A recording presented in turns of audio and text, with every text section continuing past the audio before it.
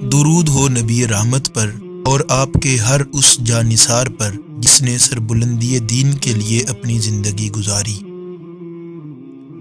السلام علیکم، teachings of اسلام کے ساتھ آپ کا میزبان محمد اویس قاضی۔ آج کا سوال یہ ہے کہ نکاح کے بعد میاں بیوی اور ان کے خاندانوں کے درمیان ناچاکی اور لڑائی جھگڑے کیوں بنتے ہیں، حتیٰ کہ نوبت طلاق تک آ جاتی ہے اور رابطے بالکل ختم ہو جاتے ہیں۔ تو اس سلسلہ میں بخاری و مسلم کی متفق علیہ روایت ملاحظہ ہو۔ حضرت ابو ہریرہ رضی اللہ تعالیٰ عنہ فرماتے ہیں، رسول دو جہاں صلی اللہ علیہ وآلہ وسلم نے فرمایا، عورت سے 4 وجہوں سے نکاح کیا جاتا ہے، اس کے مال کے اعتبار سے، اس کے حسن و خوبصورتی کے اعتبار سے، اس کے خاندان کے اعتبار سے اور اس کے دین کے اعتبار سے۔ تم پر لازم ہے کہ تم دیندار عورت کو تلاش کرو۔ آج ہم ذرا خود سے سوال تو کریں کہ کبھی ہم میں سے کسی نے عورت سے اس کے دین کی وجہ سے بھی نکاح کیا؟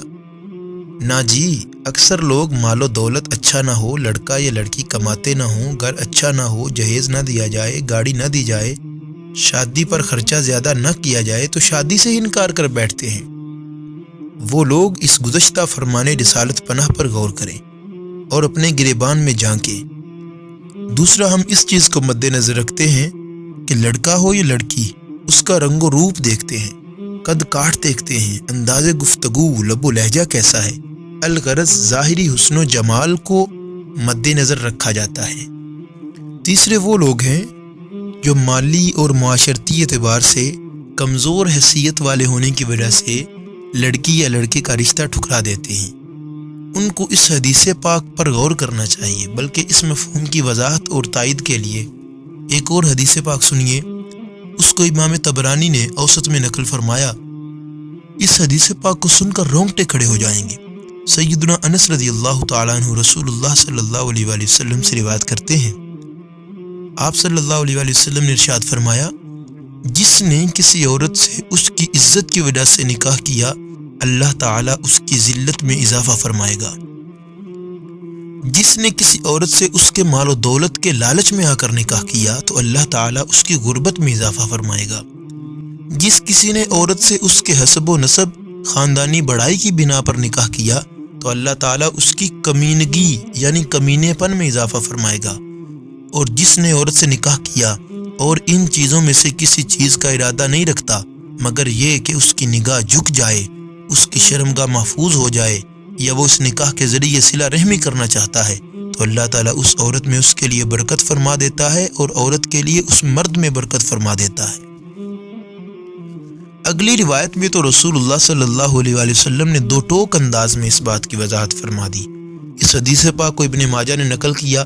حضرت عبداللہ ابن عمر رضی اللہ تعالیٰ عنہما روایت کرتے ہیں، رسول اللہ صلی اللہ علیہ وآلہ وسلم نے ارشاد فرمایا، عورتوں سے ان کے حسن کی وجہ سے نکاح نہ کرو، ہو سکتا ہے ان کا حسن تم کو فتنے میں ڈال دے، اور نہ ان کے مال و دولت کی وجہ سے ان سے شادی کرو، ہو سکتا ہے اس کا مال تمہیں گناہوں کے اندر مبتلا کر دے، بلکہ ان کی دینداری اور ان کی شرم و حیا کی وجہ سے ان کے ساتھ نکاح کرو۔ اور چپٹی ناک والی، سیاہ رنگ والی، اور اگرچہ وہ خادمہ اور کنیز ہی کیوں نہ ہو لیکن ہو دیندار، تو رسول اللہ نے فرمایا وہ اس عورت سے افضل ہے جو خوبصورت ہو، بھلے آزاد ہو لیکن شرم و حیا والی نہ ہو۔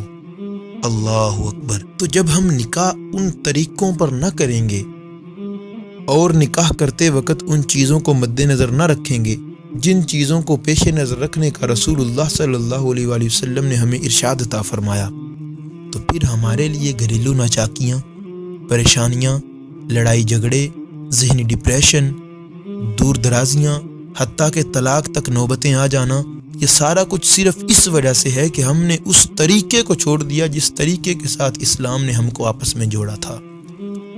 اللہ تعالیٰ کی بارگاہ میں دعا ہے کہ ہمیں دوبارہ وہ ڈگر عطا فرمائے، وہ سمت عطا فرمائے جس سمت پر چل کر دہلیز مصطفیٰ تک پہنچا جا سکتا ہے۔